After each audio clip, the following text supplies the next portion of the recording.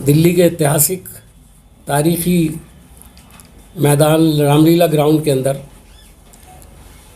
एक बहुत ही बड़ी रैली की, जिसमें आपने देखा होगा कि इतनी बड़ी तादाद में लोग शरीक हुए कि हम खुद हैरान थे।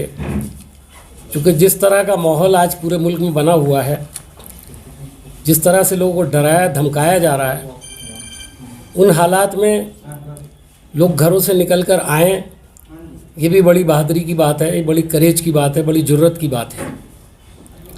लेकिन वहाँ जिस तरह से लोग आए हैं, उसके पीछे जो कांग्रेस ने महंगाई को के बैरोमीटर को नापा, हम ही हैं पूरे नेशनल लेवल पर, एक ही पार्टी है जो सबसे ज़्यादा महंगाई के खिलाफ आवाज़ उठाती रही है।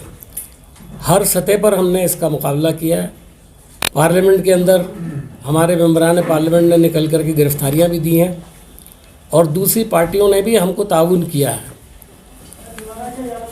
इस यात्रा को जो कि 4 तारीख को हो चुकी है, उसकी रिपोर्टिंग आज के तमाम अखबारों में आपने देख भी ली होगी। और राहुल गांधी जी ने उसके अंदर जो ख़ास बातें कहीं, वो भी आपको बताते हैं कि बुनियादी बात यह है कि इस मुल्क में नफ़रत फैलाने की कोशिश की जा रही है, लोगों को सोशली बांटने की कोशिश की जा रही है और उससे बुनियादी तौर पर हर चीज़ को नुकसान पहुंच रहा है।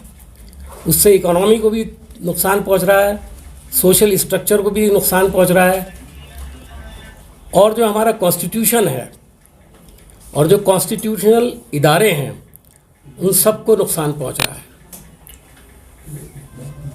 मैं जिस प्रोग्राम के तहत यहाँ प्रेस कॉन्फ्रेंस कर रहा हूँ, उसका नाम है भारत जोड़ो यात्रा। ये भारत जोड़ो यात्रा जो है वो 7 सितंबर को शुरू होने जा रही है, यानी परसों। और ये यात्रा कश्मीर से, कन्याकुमारी से कश्मीर तक आएगी। इसका फासला 3500 किलोमीटर है और तकरीबन 150 दिन ये यात्रा चलेगी। और इसमें मैं ख़ास बात ये बताना चाहता हूँ कि ये हिंदुस्तान की वाहिद यात्रा है जो इतने बड़े पैमाने पर हो रही है, पहली बार हो रही है। वैसे तो बहुत से लोगों ने बाई यात्राएँ की हैं, लेकिन वो पैदल यात्रा नहीं थी। इसमें एक कदम भी किसी गाड़ी में या किसी सवारी पर सवार होने की कोई गुंजाइश नहीं है। जो लोग चलेंगे वो शुरू से लेकर आखिर तक पैदल ही चलते रहेंगे, वहाँ तक पहुँचेंगे। इसकी तफसील मैं आपको ज़रा सा बताऊंगा। उससे पहले इसका मकसद ज़रूर बताना चाहूँगा कि बुनियादी तौर पर क्यों ये यात्रा की जा रही है। तो इसमें सबसे पहला जो हमारा पॉइंट है, 3 मेन पॉइंट्स हैं। एक है इकोनॉमी का, जिस तरह से बर्बादी हुई है देश के अंदर, और हर इकोनॉमिक इंस्टीट्यूशन जो है वो टूट रहा है। आंकड़े छुपाए जा रहे हैं या बनावटी आंकड़े दे करके ये दिखाने की कोशिश की जाती है कि देश बहुत अच्छी इकोनॉमी की तरफ चल रहा है। लेकिन एक आम आदमी इकोनॉमी को सिर्फ एक चीज़ से नापता है, तेल, पेट्रोल, गैस, डीजल, इसके दामों से और उसके नतीजे में बढ़ने वाली महंगाई से। और ये महंगाई सिर्फ खाली तेल, डीजल, गैस इसकी वजह से नहीं हो रहा। एज ए होल इस वक्त लूट मची हुई है मार्केट के अंदर। कुछ नहीं पता है, हर चीज़ के दाम, आप 4 रोज़ के बाद जाइए, एक बार 15 दिन के बाद चाहिए, हर चीज़ के दाम खुद ब खुद बढ़ते चले जा रहे हैं। जिस पर सबसे ज़्यादा राहुल जी ने तवज्जो भी दी और हमेशा उसकी बात भी करते हैं वो, कि नफ़रत के ज़रिए लोगों को बांट कर जिस तरह से अपने रूल को आगे बढ़ाने की कोशिश की जा रही है, उस नफ़रत को ख़त्म करने के लिए कांग्रेस ने आह्वान किया है, एक बीड़ा उठाया है।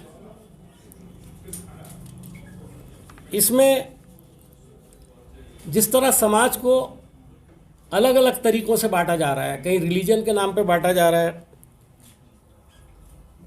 कहीं दलित और आदिवासी के नाम पे बांटा जा रहा है, कहीं बैकवर्ड क्लासेस के नाम पे बांटा जा रहा है, कहीं धर्म के आधार पे ना बांटा जा रहा है, और ना सिर्फ बांटा जा रहा है बल्कि एजेंसीज का इस्तेमाल करके उसको और बढ़ाने का काम किया जा रहा है।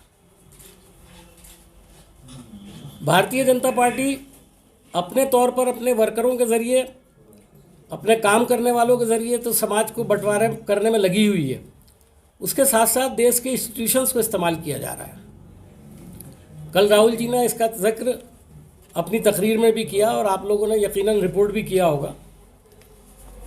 तो इसी को सामने रख कर के इस यात्रा को ले जाने का काम किया जा रहा है। You will find answer to the questions if you look around the country today. The yatra is launch to unite all Indians against 3 major problems. Economically, the rich are getting richer, the poorer are getting poorer. Socially, today we are being divided on the basis of caste, religion, region, languages, food, dress, सभी चीज़ों को लेकर। Every day a new conspiracy is hatched to make one Indian fight another. People are scared. There is a growing sense of insecurity, especially among women. ये ख़ास तौर पे इस पर ध्यान दिया गया। तीसरा पॉइंट जो है वो politically today the voice of the people are being suppressed and the constitutional rights are being crushed. इसकी डिटेल में कुछ पॉइंट्स मैं आपको बताता हूँ। Efforts are being made in systematic manner